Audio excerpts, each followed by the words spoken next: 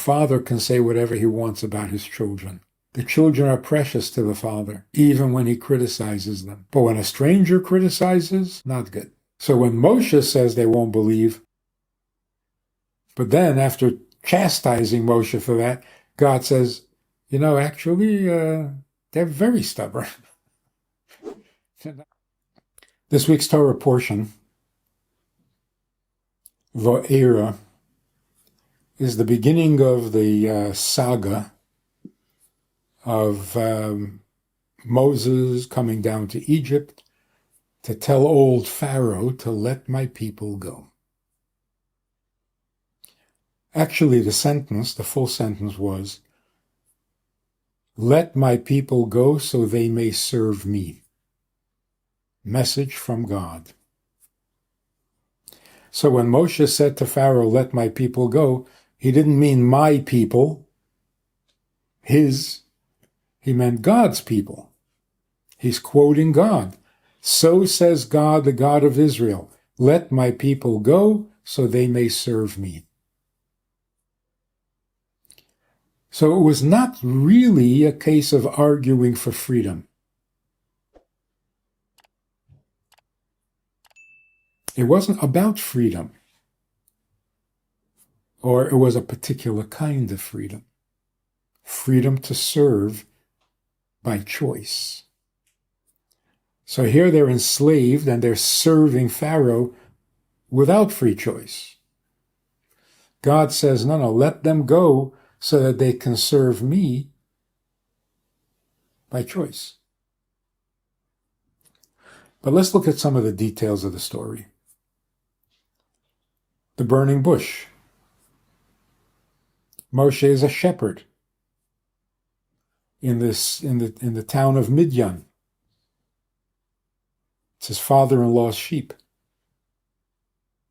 One lamb gets separated from the flock. Moshe chases it. When he catches up to the lamb, he finds himself standing at Mount Sinai. Well, obviously, Mount Sinai is within walking distance of Midian. But there, at the foot of Mount Sinai, there's a burning bush. And the strange thing is, as it was burning, it was not being consumed. That's a strange thing. So Moshe says, that's a strange thing. I'm going to go check it out. And when he gets close, God, speaking from the burning bush, says, remove your shoes, you're standing on holy ground. You're going to go to Egypt, you're going to talk to Pharaoh, and he's going to let my people go, and they will come here to this mountain to learn how to serve me. What's with the burning bush? We're told that the bush was actually a thorn bush. Not a good-looking, pleasant bush. And the message God was giving was, when you're in trouble, I'm in trouble.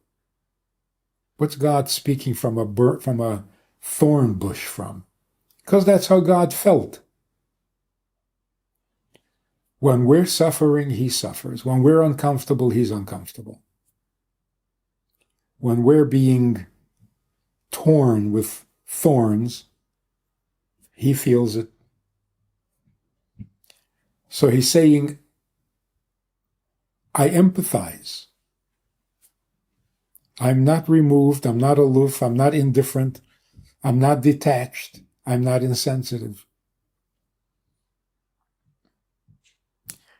What is the idea of a burning bush and it doesn't get consumed? You can suffer without being destroyed. Pain is pain. Depression, different thing. So God was saying, the Jewish people are going to experience a lot of burning, but they will not be consumed. And it began with Egypt, with the enslavement there. So when Moshe sees a burning bush, he says, "Wow, that's curious. Let me approach and see what it is." What was he? He was doing scientific research to see how something can burn without being consumed. No, he was thinking about the implication. What is God telling me? You can hurt without being destroyed. You can burn without being burnt up. That's a very powerful thing. And then you have to figure why. If it's not to destroy me, then what's the point of the pain? If it's not to discourage me, then why the thorns? You have to come to the conclusion. You who are experiencing a thorny life are meant to soften the thorns, blunt their effect, not let them get to you so that eventually the thorns disappear.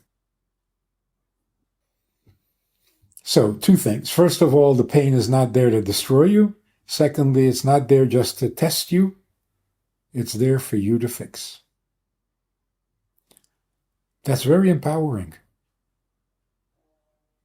You are not a victim of the thorns. You're the master of the universe. You're there to conquer the universe and to partner with God on making the universe perfect. One of the things you got to do is trim the sharp edges of the thorns so that they become comfortable rather than painful. Make those things that are painful in life serve you and make life better.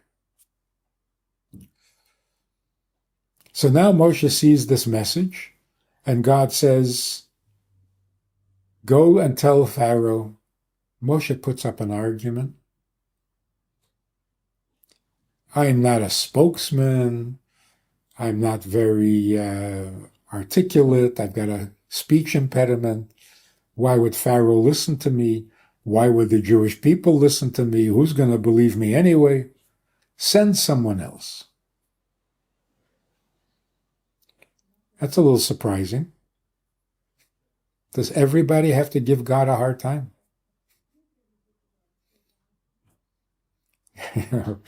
It seems like God is gentleman enough to come and tell Avraham that he's going to destroy a city next door, the city of Sodom and Gomorrah.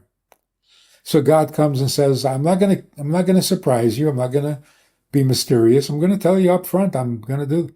And he gets an argument instead of a thank you. So does everybody have to give God a hard time?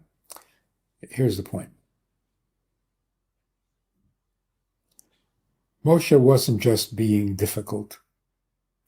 When he said send somebody else, he was referring to someone in particular, some specific someone else.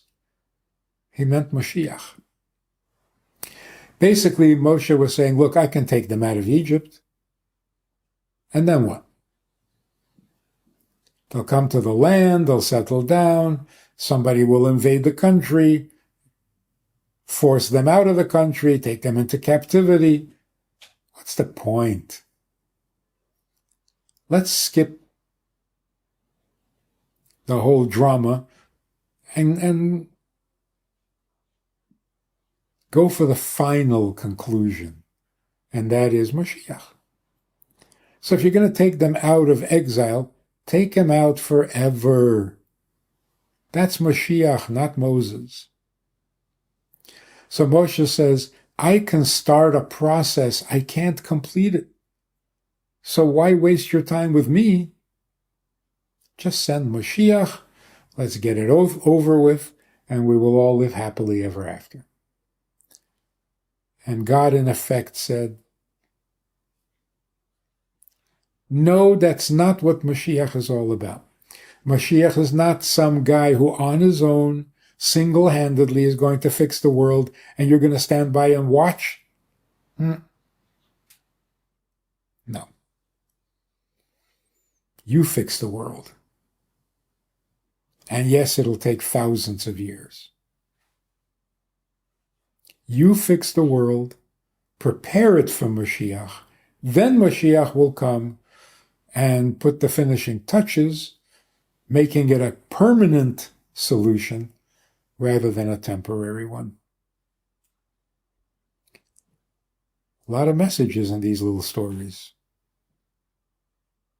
Okay, next thing that happens is Moshe says, how can I convince the Jewish people that you sent me? They're not going to believe me. God is offended. Hey, you're talking about my children. What do you mean they're not going to believe you? They are believers. They know that I promised Yaakov and I promised Yosef that there will come a day and I will take their children and grandchildren out of Egypt. They know that. What do you mean they're not going to believe you? Don't say negative things about my children. God said, you want a sign? Put your hand into your jacket and then remove it. And he did, and his hand was leprous. It was a sign that he was going to show the people, but in a sense that for those few moments he was punished with leprosy for talking badly about the Jewish people. But here's the surprising thing. Moshe says, they won't believe me. God says, don't you dare talk like that about my children. Here are two signs to show them, to convince them to believe you. In case they don't believe the first one, here's a second one. So wait a minute. Moshe says they won't believe me. God is offended. Then God says, so here are two signs to show them, because one sign might not convince them. So now what is God saying? So when Moshe says they won't believe me, God is offended. But then God himself says, yeah, actually, they won't believe you even after you show them a sign. You're going to have to show them two signs.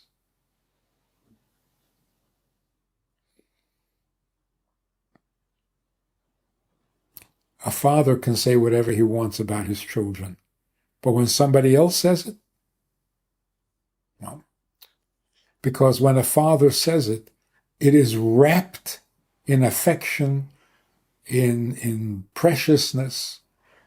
The children are precious to the father, even when he criticizes them. And so the criticism is not harmful. But when a stranger criticizes, or a brother criticizes a brother, not good. So when Moshe says they won't believe,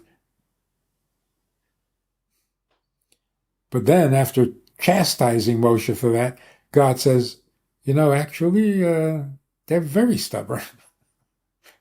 They're not going to believe you after one sign, and I hope they'll believe you after the second. And what was the second sign? Throw your staff down on the floor, it turns into a serpent, grab it by the tail, and it turns back into a stick. Moshe comes to Pharaoh, performs these signs. Pharaoh's not impressed. What happened to the Jewish people? Moshe went to them, told them, your time for redemption has come. They couldn't hear it. How can you be sure? How do you know? Maybe not. We don't want to be premature about this. He showed them the signs. He said, oh, okay. So now Moshe says to the elders, the leaders, so come with us to eat to Pharaoh. They say, that was too scary. Moshe and Aaron invited them to come, they would not. So Moshe and Aaron are alone in their visit to Pharaoh. Now they come to Pharaoh, they say, the God of Israel says, and Pharaoh said, I have a phone book with the names and numbers of all the gods in the world. Your God is not listed. Never heard of your God of Israel? I know the God of thunder, I know the God of fertility, I know the God of seasons. A God that belongs to certain people? Never heard of that. There's no such thing. And therefore, I am not going to obey this God.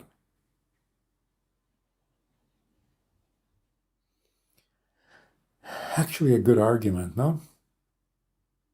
If God is the creator of the universe, what do you mean he's the God of Israel? Israel is a tiny little country with a tiny little people, a tiny minority of the human race. God is the God of those people? Isn't he much bigger than that?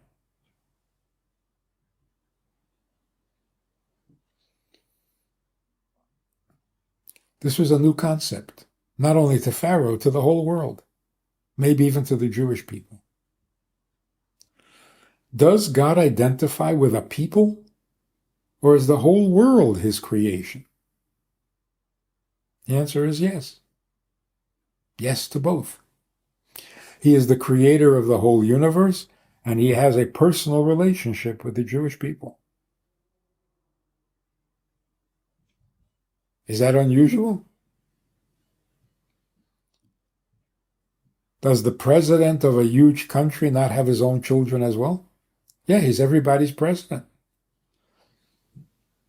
And he may be a great president, and everybody loves him, and everybody adores him, and everybody admires him. Yeah, but he still has his own children, his own family, for which he needs a little private time. And so there are certain holidays that only Jews have to observe. Anyway, the point of it is, a God who relates was unheard of. God was a force of nature, bigger, smaller, greater, medium. But that God identifies himself with people, that's a new idea. So Pharaoh said, he is not on the list of who's who among gods. So I'm not taking you seriously. Moshe says you're going to get hit with some plagues. Admirably, Pharaoh said, oh, is that how you establish a God? If he can hurt people, then he's God. If he can bring a plague, then he's God. That is so shallow. He was not impressed. So what happens is the water turns to blood. Pharaoh says, that's a good trick. A good wizard could do the same. A good sorcerer can do the same. Not impressed. So Moshe brings frogs. Pharaoh says, it's an old trick.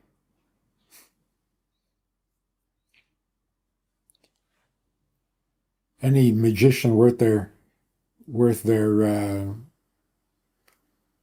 white gloves can pull a rabbit out of a hat. Come on. Not impressed. And so when we say God hardened Pharaoh's heart, it wasn't necessary after the first plagues. He just wasn't impressed. And that's to his credit. He said, come on, there's more to God than that. He was right. And that's why there had to be 10 plagues, as we will see in next week's portion. We have a Sunday night program for VIPs that you might be interested in. It's informal, it's questions and answers, it's conversation. It's really relaxed, it's really pleasant, enjoyable, informative, and kind of community-like. It's a Sunday night program. There's a Wednesday morning program for the VIPs, and there's a Wednesday night program. All of it just conversation, casual, laid back, unscripted. So join us. Take a look. Click the link below and see which of the three suits you best, and join us for some enjoyable conversation.